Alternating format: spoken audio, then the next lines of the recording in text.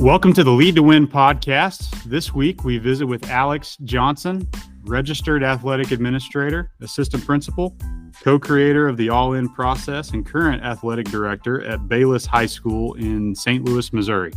I'm your host, Bo Bergen. Let's get to work.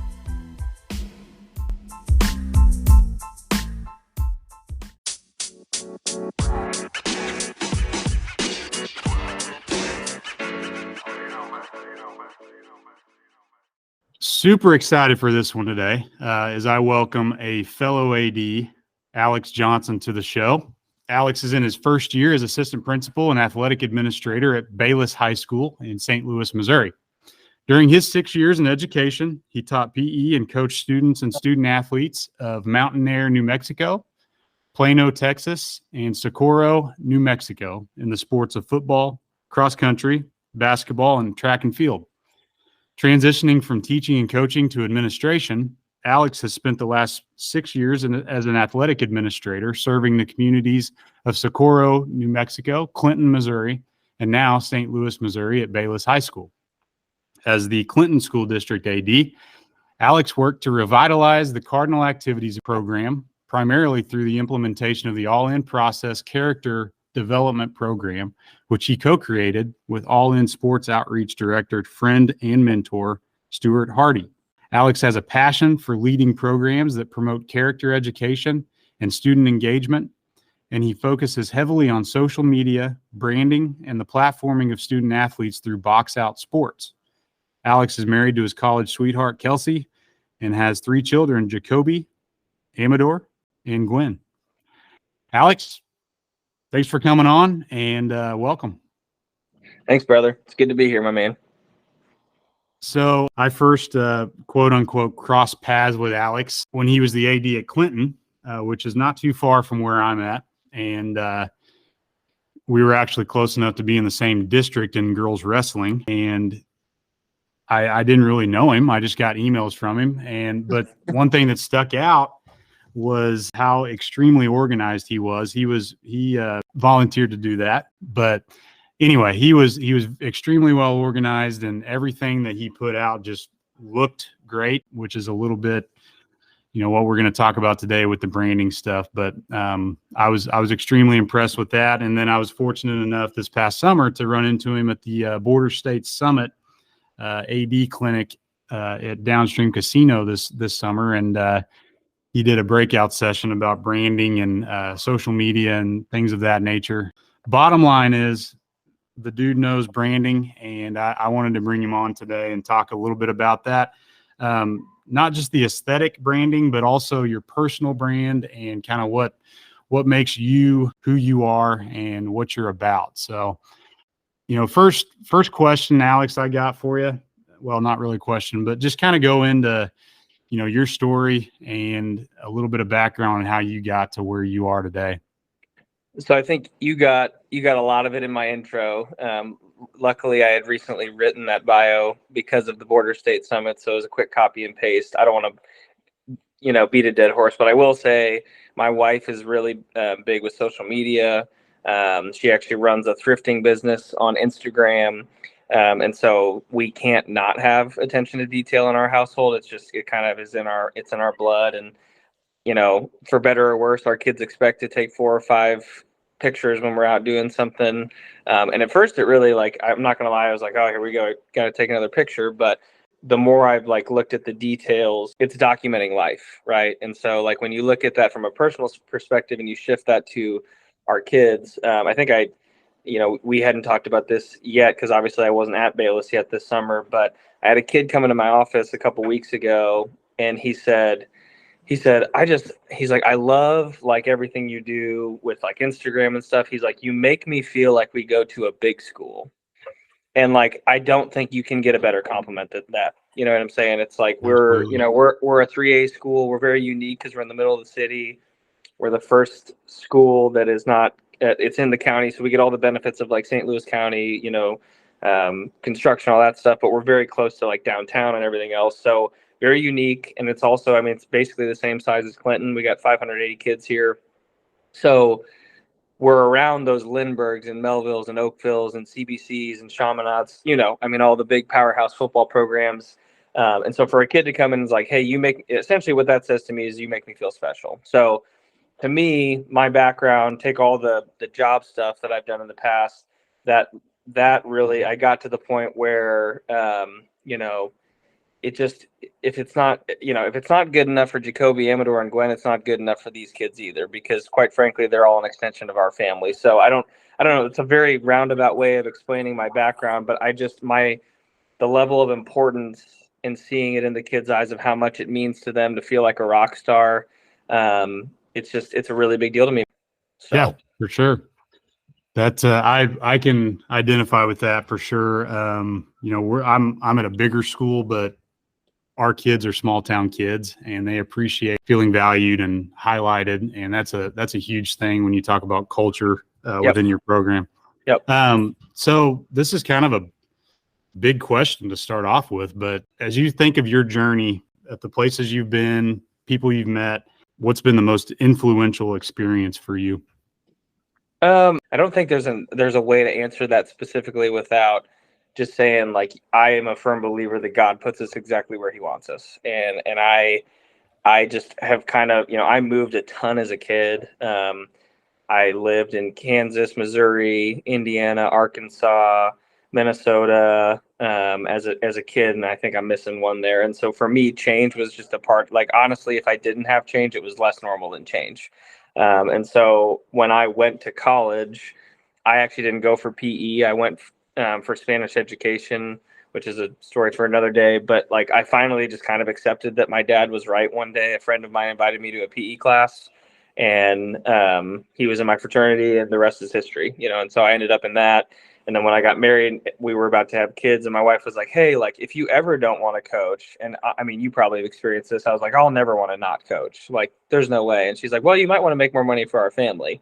And so that led to me getting my master's online. And when we had Jacoby, that was kind of like, okay, I got my master's in this area now. And then that led to, chasing football down in Texas. And my superintendent from my first position called and was like, hey, you're not going to get an opportunity to be an AD at 28 years old anywhere else unless you come back. Like, come back. And so I kind of drug my wife kicking and screaming back to New Mexico. Sure enough, I got the AD job there. And so I would say it's not one experience, but it's like taking risks and just kind of trusting that, like, you're exactly where you're supposed to be, even in the really tough times. Because, man, I've told you my story. Like, there's been moments where I've been like, man, is this even worth it? Like, this is like, politics suck. And, I'm trying to do what's best for kids, and people, it gets frustrating, but I do think just. What is, in your own words, what is branding, and what role does it play both in our personal lives and our professional lives? So kind of going back to question number one, I think that if anything matters, then everything matters, right? And so, like, for me, if it's not good enough for Jacoby, Amador, and Gwen, it's not good enough for our kids at Bayless. Also, we were very intentional when we moved here.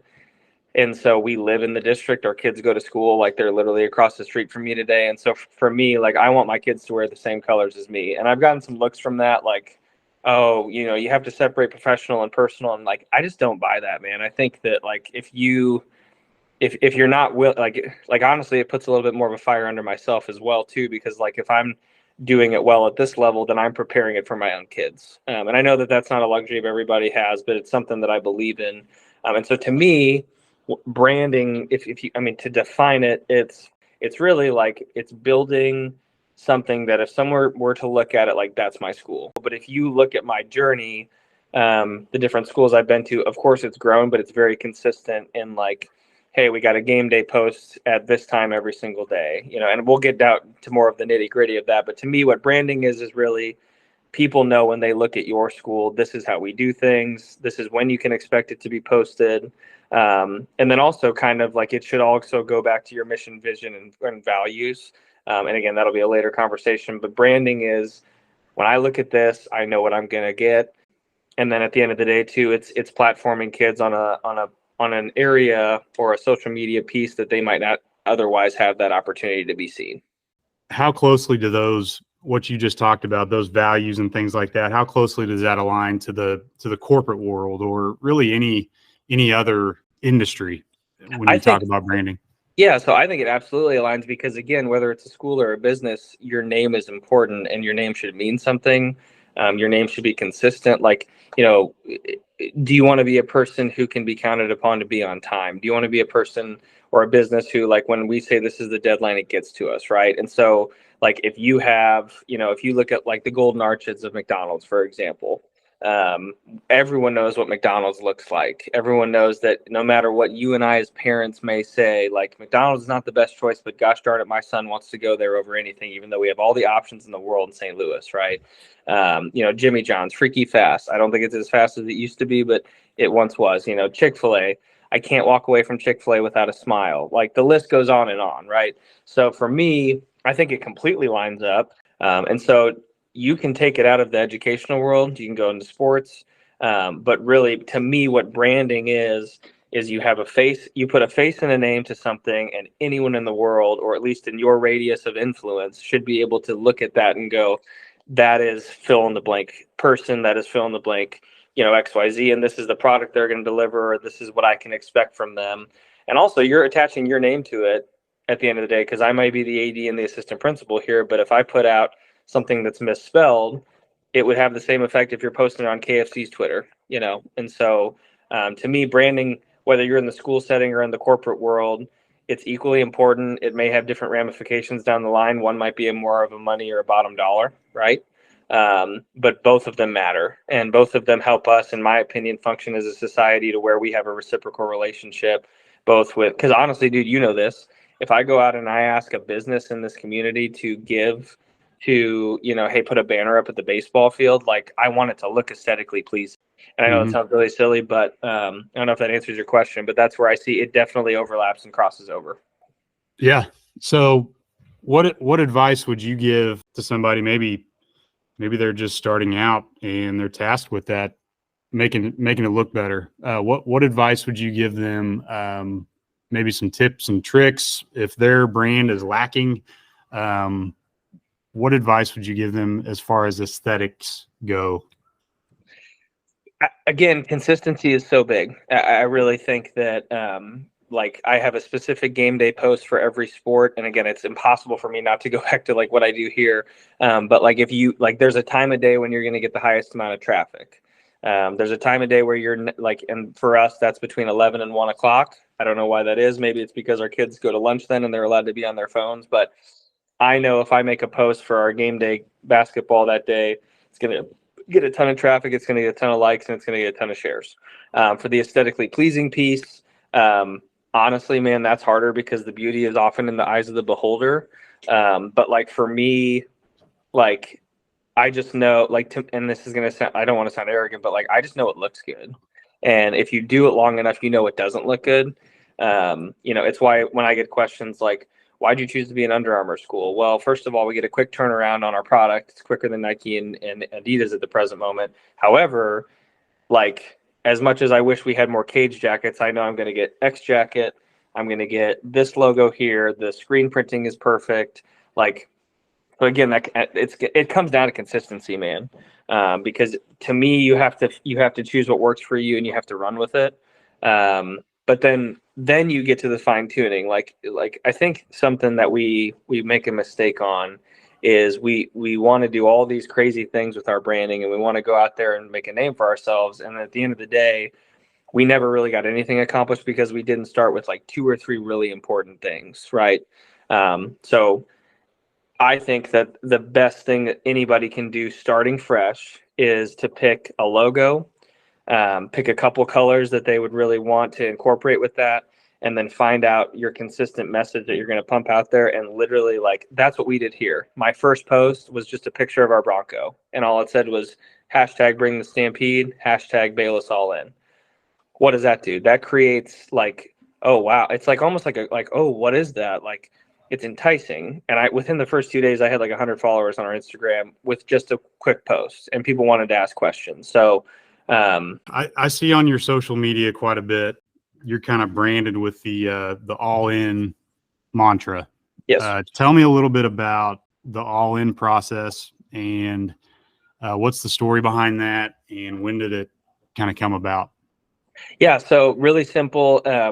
There are organizations around the world, whether it be athletic, personal, professional, or business, that can afford the big names.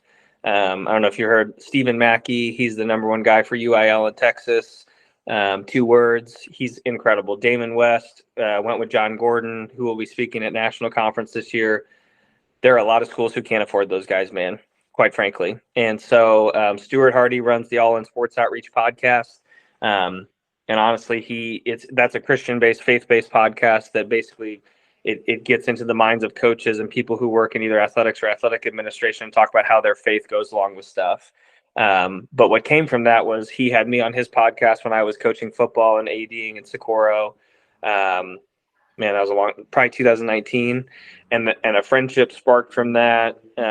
We've been in contact ever since, and then I got to the point where I was like, man, character development is so important to me, but just because you don't have the finances or the resources to teach this stuff, like, what can we do to make it available to places who don't have those resources? And so he and I started working on, from that all-in framework of the sports outreach podcast, like, what are some words that you can attach to, I mean, honestly, in an athletic program or personal or professional, like, what are 5 things that we can put together? And, oh, by the way, wow, I don't think it's any coincidence that there's 5 days in a week. And so what we came up with was the all-in process.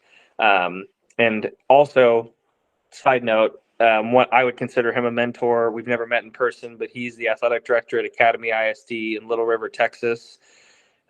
He was on the recruiting train with SMU in Arkansas.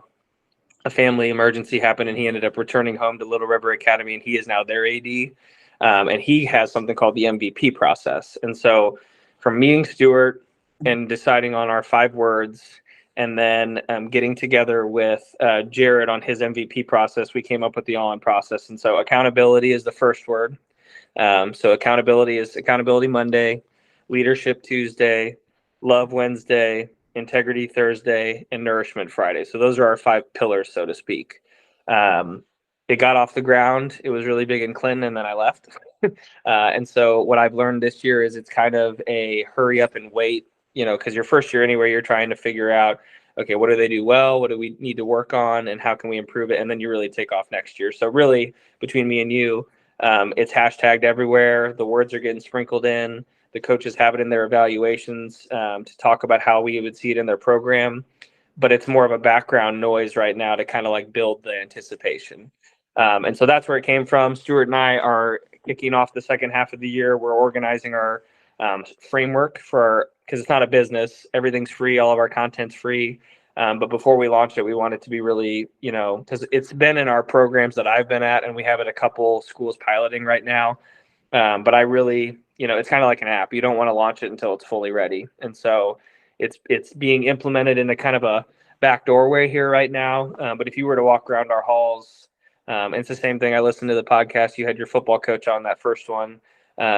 Like, everyone knows it's forget about me, I love you. That's the goal that I want to get to with our kids.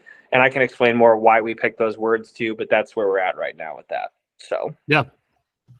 Well, the brief research that I've done, it looks like you guys are well on your way to something that can definitely be relevant and useful for programs or organizations. So, kind of transitioning into the personal side of things, just like with physical or aesthetic branding, personal branding is what people see, from the outside world. Your personal brand is really kind of who you are and what makes you tick.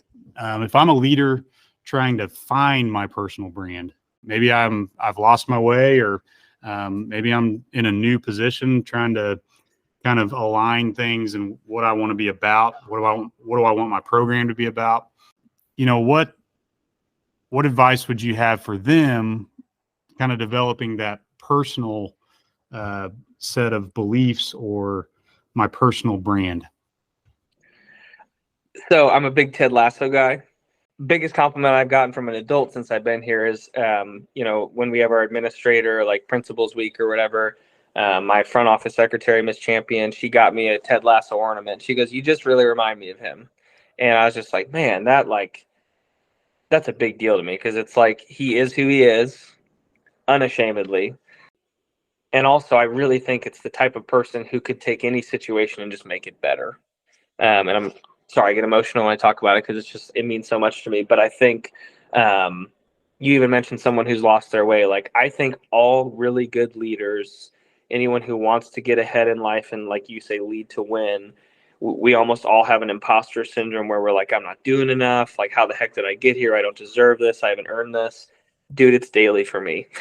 Like when you reached out to me, I was like, man, I don't deserve that. Like, that's not something, and honestly, when I met you too, we were like, I think we were only two of the Missouri guys at the Border State Summit.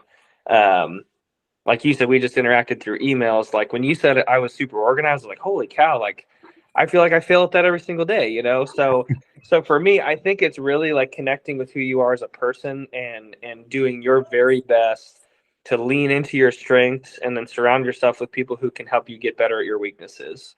And even if you, like, I will say this too, there are some weaknesses I have, I'm never going to be better at it, and I got to delegate it. 100% cannot be on my shoulders, has to be to someone else. Not everyone has that luxury though. So I think it's just being unequivocally you, and fighting through that daily, because you're going to fight through imposter syndrome, and you just have to have that belief. And I don't mean some pie in the sky, like it's all going to work out. Like, there's still work that needs to be done, right? Like you got to put in the work. You have to be the person who can be counted on. However, at the end of the day, if you are who you are, you believe in who you are. Things just have a way of working themselves out, my man. And again, like, I never would have thought I wanted to be an athletic director. I never thought I'd want to get out of coaching. I never thought I would want to be an assistant principal. And I still question daily, like, holy cow, how'd I get here? But honestly, man, it's being unequivocally you, and just doing the next right thing. Because I think at the end of the day, if I put my head on the pillow and I sleep well, my dad always said this to me when I was a kid. If you can go to bed at night knowing you did what was very best, whether it's for kids, people in your business, your family, like, that's a good day. And so I do think it's going to sound counterintuitive, but building your brand is a whole lot less about you and a whole lot more about the people you're trying to make better around you. Yep. That's a very good statement right there. I always heard, and I've told my coaches this before, if you know what you stand for, all your decisions are easy. And Yes. That's something that I've tried to incorporate in my leadership style. And I've rarely seen that not be the case. So Yeah. good stuff. To put that in other words, doing the right thing is rarely the easy thing. And I would argue almost never. Yeah. So. Yep. So when I would argue that one of the first things that somebody needs to have at the forefront of their mind when they think about trying to develop their personal brand would be a vision. Yes.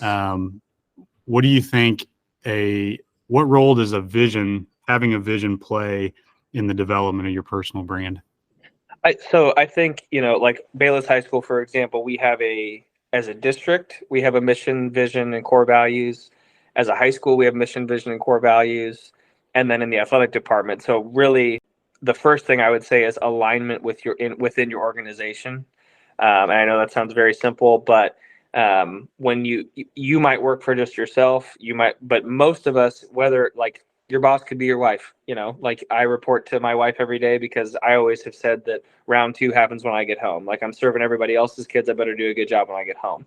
And so vision is extremely important, but it has to be aligned with your organization or your values. And so I would say that not only a vision for your business or your school, but also a personal vision. So like, hey, if I'm going to have to step outside of my morals or values, I'm probably not going to do that thing. Right. Now, if it's aligned with my vision for our program, like, I think to me, it's also looking down the road, because I'm a very in the moment person. I don't tend to worry a ton about the future, because again, it's always worked out in the past. And number 2, I put the work in. But I do think that something that you need to look at in a vision going forward is, do I have the right people in place to put this into place? Do I trust those who are working around me? And do they believe in the same thing I believe in? Because in my opinion, the vision, I'm not saying it doesn't matter, but what matters more is the people around you to accomplish that vision. Does that make sense? Mm-hmm. Yep. Yeah. So, So high level importance, but there's more to it than just the vision. It has to be the people around you to focus on that same goal. for sure. So we often hear the term walk the walk. So if I'm a leader, I'm obviously looked at by the people that I lead on a daily basis, and they're watching everything that you do. And it's so important to have a personal brand and what people see on a day-to-day basis. Yeah. How important is that for a leader to walk the walk as it relates to their personal brand? If you were to look at Alex Johnson from the outside looking in, I'm the crazy person who's up at 4:00 in the morning making sure I get my work in because I don't want to take time away from my family at the end of the day, or because I'm at a game really late. Just giving you a couple examples of like my brand would be health. It would be vitality. Honestly, you've probably gotten it by now. It'd be faith. Faith is a huge part of my life. And so to me, to answer that question, you can't not walk the walk. I'm sorry. Like if you're going to preach something to, I had a soccer coach when I was in high school. He was a goalie for Oregon. He was apparently All-American, D1, all this other stuff. Talked about it all the time. But he literally would drive around our field coaching us on a golf cart with a hamburger in his hands. And I didn't believe in that dude, man. And he wasn't a bad person, but all I thought was like, you can't do anything that you're asking me to do. Like, why should I respect you? And to me, that was 2007, 2008, when I think society was completely different. And my parents, it was not you come into the office and the parent is pointing the finger at the kid going, what did you do? We are now dealing with, hey, what did you do, adult? And so that's amplified times 50. So like when I walk out there with our kids, you better know who you are and you better stick to it. And you better be the same person in the light that you are in the dark, because quite frankly, everything that you do in the dark comes to the light. Now, there are some areas like, a cuss word is going to slip out of my mouth every once in a while. And, I'm going to deal with one kid with a discipline perspective differently than I'm going to deal with another kid. Like, I'm going to apologize for screwing up because I'm human.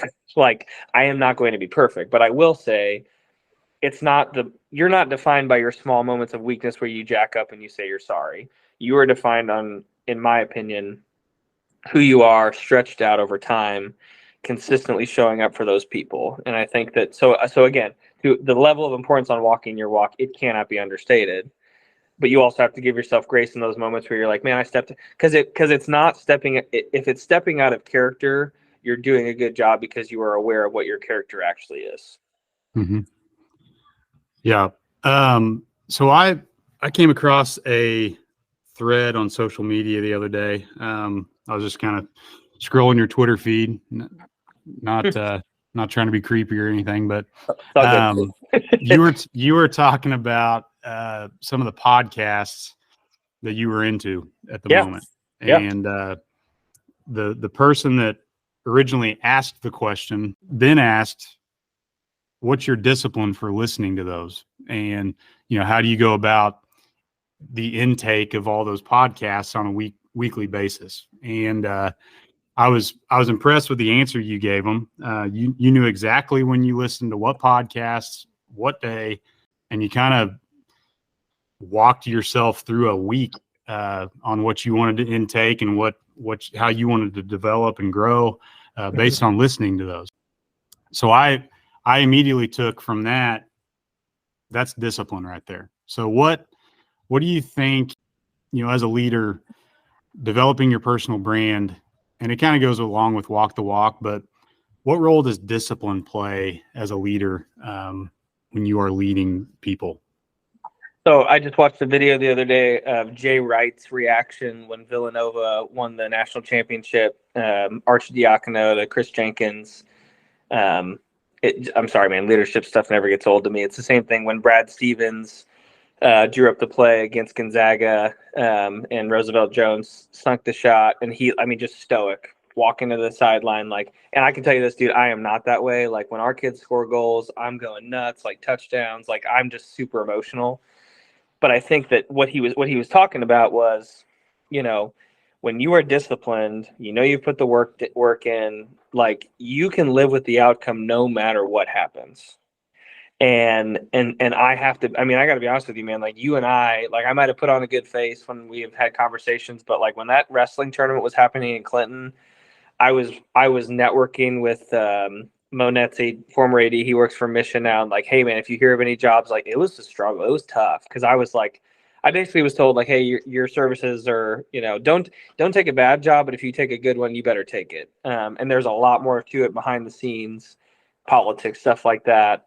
But I had to be okay with like I did everything I was supposed to do here. Like I didn't have to go back in my archives and go like, where did I screw this up? Like I was unequivocally Alex. I did what was best for kids, and that took waking up at 4 o'clock in the morning to go run. That took eating the same. And I know it sounds so granular, because I got to be honest, man, I'm ADHD as all get out, and so like it's hilarious that I actually am super disciplined in some areas.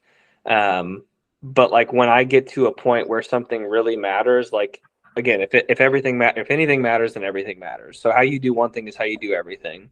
And so again, like I think that discipline regimen, as you put in here, it should be an overflow into your everyday life.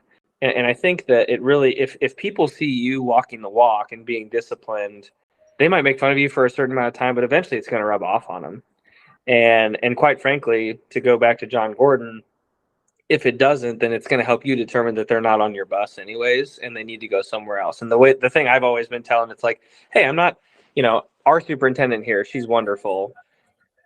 It might sound harsh to some people, but it's like, okay, so that might be your best, which is good for you, but that's not good enough for us. And I've always thought that being clear is very kind.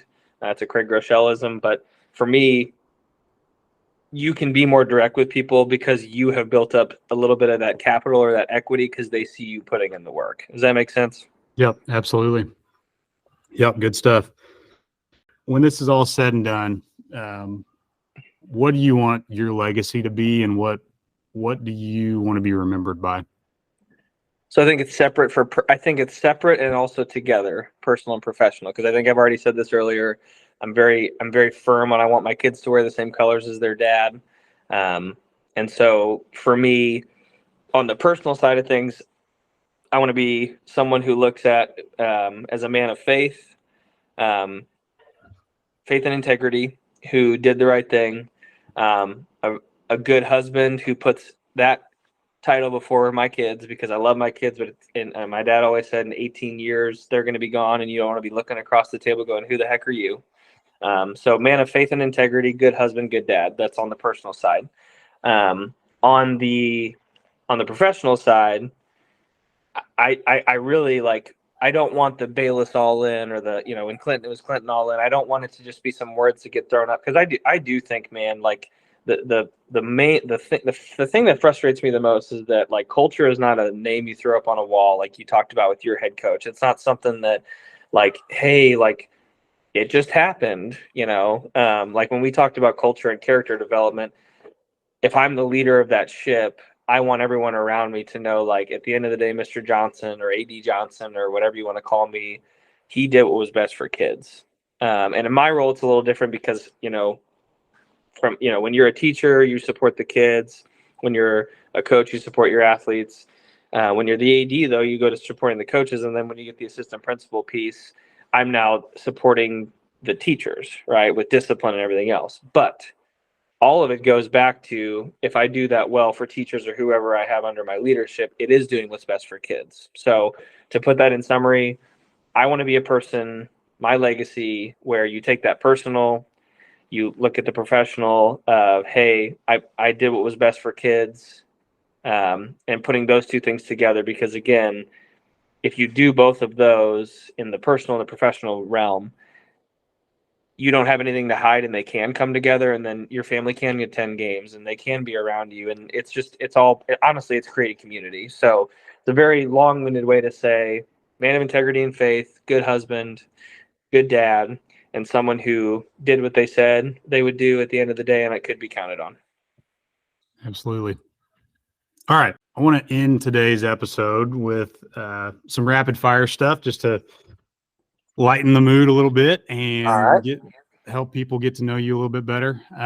So just say what comes to your mind. First question, I think I know the answer to this. What's your favorite NFL team? I'm a Denver Broncos fan, but it's because I lived in Indianapolis when Peyton Manning was drafted. I thought I was a Colts fan, and it turned out that I was a big Peyton Manning fan. Long story short, he goes out to Denver. They win Super Bowl 50, and I've been hooked ever since. Yep. Favorite place to eat in St. Louis? So there's a new place that we found here. It's called Soha. It's short for Southampton. I found it because one of my students, I was having trouble getting her to school on time, and I said, "Hey, if you stop getting these tardies, I'll come and I'll take my wife on a date there." And I showed up on our anniversary, and the rest was history. It's really good. It's called Soha, Southampton. So piggybacking off of that, say I'm taking my family to St. Louis for the weekend. What advice would you have on what we should do? Man, I will say this. St. Louis it's interesting. It has this reputation like, oh, it's not safe. Don't go here. And it's so far from the truth. Like, I get it if you're not a city person. I cannot put everything I would want to do in a weekend, especially into one. But I will say this. If you're a sports fan, doesn't matter what time you come here. Yes, we are an NFL city, even though Stan Kroenke didn't believe it. The Battlehawks are proof of that. If depending on time of the year, Busch Stadium's a non-negotiable for a Cardinals game. If you're a hockey person, going to a Blues game. If you're a soccer person, I will tell you this: City is in their first season here, and it's the most electrifying atmosphere I've ever seen in my life. Not only did they far exceed expectations, but it just means more here, especially if you're a soccer person. So Cardinals game, Blues game, City game, Battlehawks game. And if you're not a sports person, Forest Park is a non-negotiable. You have to get down there. I would say going over to the Hill, if you're an Italian type person, the food is phenomenal. But I got to be real with you, man. Like, I would need a couple weekends if I was really going to show you a good time around here, because there's just so much to do here. And my bias is showing, but it's definitely home, and I'm happy to be back. So, for sure. Favorite athlete of all time? It's going to sound counterintuitive because I'm such a big Peyton Manning fan, but my respect for Tom Brady grew immensely watching the rivalry growing up. I watched his little documentary series and just the work he put into it. Now, I will say I wouldn't take personal life tips from him. I think that he might be in a little bit of a better place, unfortunately, if he hadn't come back for that last season. But I got a lot of respect for him. And it's the same reason why, even growing up in Mizzou and an LSU fan, I used to hate Nick Saban. But, man, just same thing. You just see the discipline, and there's a reason why he went from where he was in that picture going into Michigan to where he is now today. So counterintuitive, but probably Tom Brady. Not going to lie. And finally, what's your favorite thing to do outside of work? Besides the typical answer, spend time with my wife and kids. I'm a gym rat. I am a running rat, and I'm a podcaster. And so, honestly, it's funny when people laugh and they're like, "Oh my gosh, you wake up that early." Like, I feel so horrible about myself every single day if I don't wake up, put my shoes on, podcast, do my pre-workout, and get the day rolling. And then for a fun thing, I love to golf, man. And if you're ever up here, I'll take you to a couple courses. Absolutely. All right. Well, Alex, I appreciate you coming on, and hopefully my listeners can grab a few things from this conversation and apply it to their situations. But again, appreciate all your insight, and I knew it'd be a good conversation, and I appreciate everything you're doing, and hope to see you soon. Thank you, buddy. Appreciate you having me on.